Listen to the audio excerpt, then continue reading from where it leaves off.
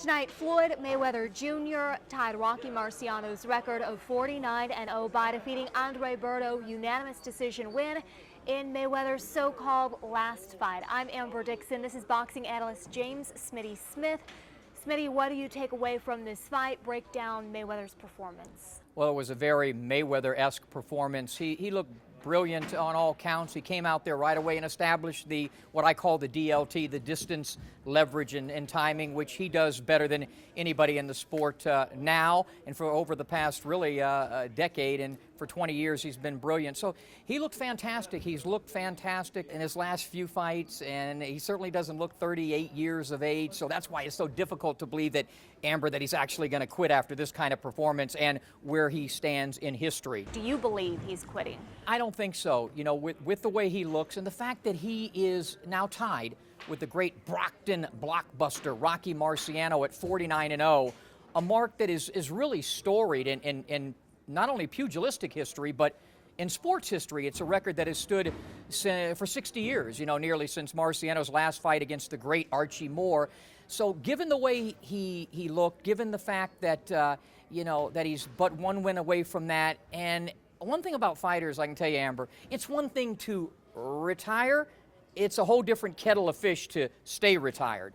Talk about in the past the boxers that you've covered that say they are going to retire. What is that transition like from the spotlight to out of the spotlight? They lie. Or they, you know, at the time they probably think, but it's so difficult. This more than any other sport, it's so difficult to stay away from. You know, Mike Tyson said it's like this. It's like a drug. It's an addiction, and it's you get such a high off of this that how do you replace, you know, walking into the squared circle, walking in as Floyd has done in his house here at the MGM. No matter how much money, you cannot buy that feeling of being, people saying, the champ's in the house. It's difficult to replace. And interestingly enough, only a few actually did retire. Rocky Marciano, for one, 49-0. Marvelous Marvin Hagler quit pretty much on top after the controversial loss to Sugar Ray Leonard. Gene Tunney, way back in boxing history, quit on top. But other than those guys, I mean, boxing is replete with so many great champions. The greatest fighters of all time, Sugar Ray Robinson, Willie Pep, Henry Armstrong, mine, Muhammad Ali, the guy I grew up with, they all said they were going to quit, not once, twice, three times, but they all made comebacks for different reasons. And I think that Floyd will find a few reasons to be back. And you talked about the MGM here being Floyd Mayweather's house. However, there's another reason for him to come out of retirement, and that would be to open up the new arena that is being built just across the street, set to open in the spring of 2016.